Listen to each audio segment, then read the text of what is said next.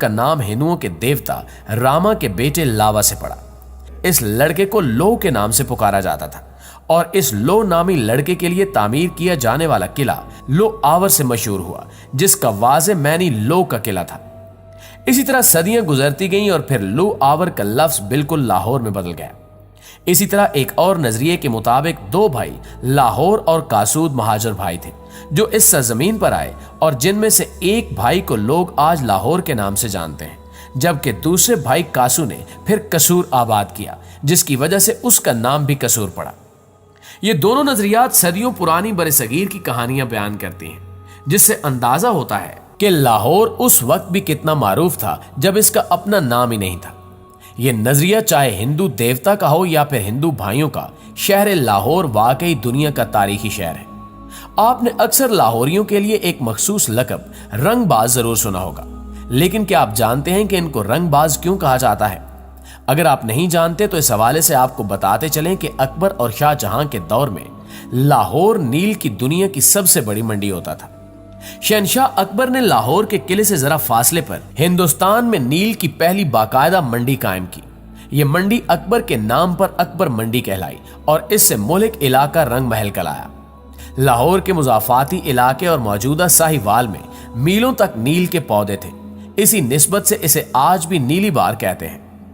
उस वक्त लोग इन पौधों से सत निकालते थे और इस सत को बड़ी बड़ी कढ़ाइयों में डालकर पकाया जाता था और इसका पाउडर बनाकर डलियां बनाई जाती थी और ये डलियां टोकरियों और बोरियों में बंद होकर अकबरी मंडी पहुंचती थी और ताजरों के हाथों में बिकती थी, जबकि कुछ गाड़ियों के जरिए मुंबई और कलकत्ता पहुंचती थी, जहां से इन्हें फ्रांसीसी और अतालवी ताजर खरीदते थे।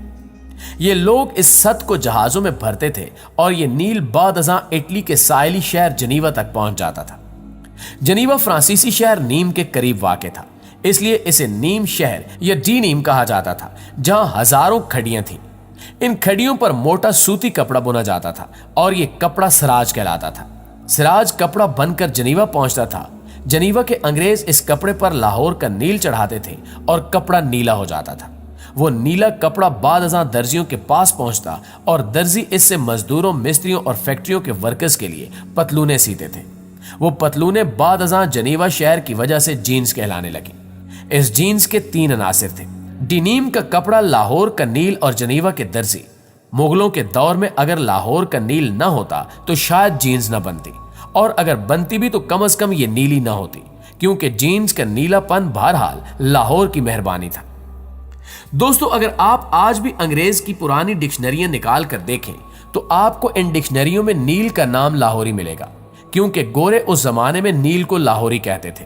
फ्रांसीसी, अतालवी, पुर्तगाली और डच इसी नील के लिए हिंदुस्तान आते थे, जबकि बरतानवी अफ्यून के लिए यहां आए और फिर पूरा हिंदुस्तान हथिया लिया और फिर लाहौर के लाहौरी नील को नजर लग गई। मुगलों ने नील पर टेस्ट लगा दिया और यूरोप ने मसनूई रंग इजाद कर लिए और यूं नील की सनत जवाल पजीर हो गई।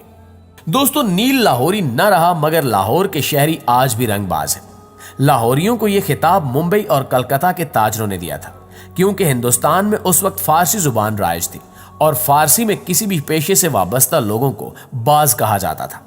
मसलन पतंग बनाने वाले पतंगबाज और कबूतर पालने वाले कबूतरबाज।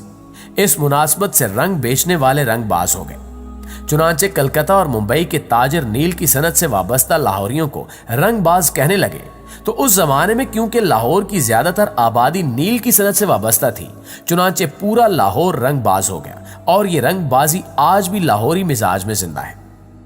दोस्तों, आपको बताते चलें कि अंदरूने लाहौर में, जिसे पुराना लाहौर भी कहा जाता है, मुगलिया दौरे हुकूमत के दौरान दुश्मन के हमलों से बचाव के लिए फसीलें या दीवारें तामीर की गई थी, जिनमें से कुछ अब भी मौजूद हैं और तारीख के अनमिनट नकूश की अक्कासी करती हैं।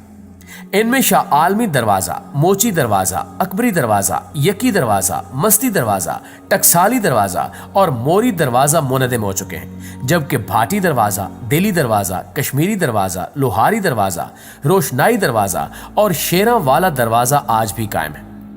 अगर हम दिल्ली दरवाजे की बात करें तो यह 400 साल पुराना दरवाजा है। मुगलों के दौर में तामीर किया गया था, जिसे मरकजी दरवाजे की हैसियत हासिल थी और हर शाम इसके दरवाजे बंद कर दिए जाते थे, जबकि मुगलों के दौर में यह सबसे मसरूफ गुजरगाह हुआ करती थी। यहां तक कि दिल्ली दरवाजे से शाही वफद लाहौर में दाखिल होता था। इस दरवाजे के अकब में शाही हमाम और वजीर खान मस्जिद मौजूद है।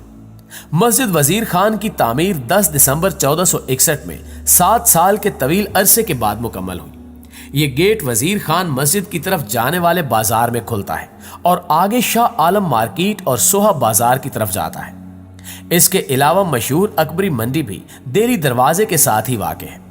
ये शहर लाहौर के 13 दरवाजों में से एक है जो मुगल शहनशाह अकबर के दौर में तामीर किए गए थे और शहर की हिफाजत के लिए 30 फुट ऊंची किला बंद दीवार से मुंसलिक थे। दोस्तों, इसी तरह मोची दरवाजा भी लाहौर में अपनी तारीखी अहमियत रखता है, लेकिन यह भी अब अपना वजूद खो चुका है। मगर यह भी हकीकत है कि इस दरवाजे के नाम में तजाद पाया जाता है।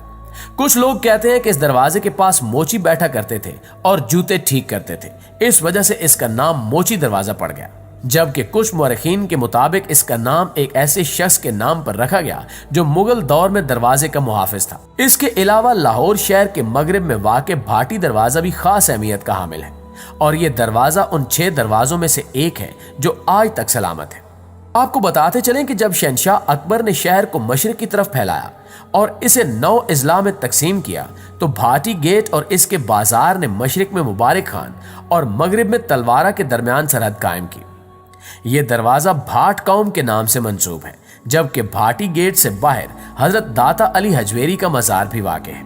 हर जुमेरात की शाम कवाल और नात खां कवाली और हमदो सना पेश करने के लिए यहाँ जमा होते हैं। यही वजह है कि आज भी यहाँ मजहबी खुतबात और इज्तिमा का इंतजाम किया जाता है।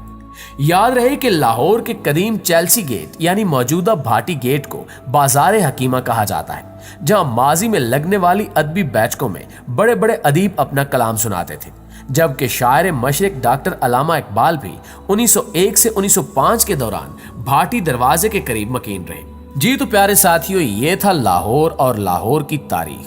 अगर वाकई आपको वीडियो अच्छी लगी है तो इसे लाइक करके हमारे साथ शेयर जरूर कीजिएगा।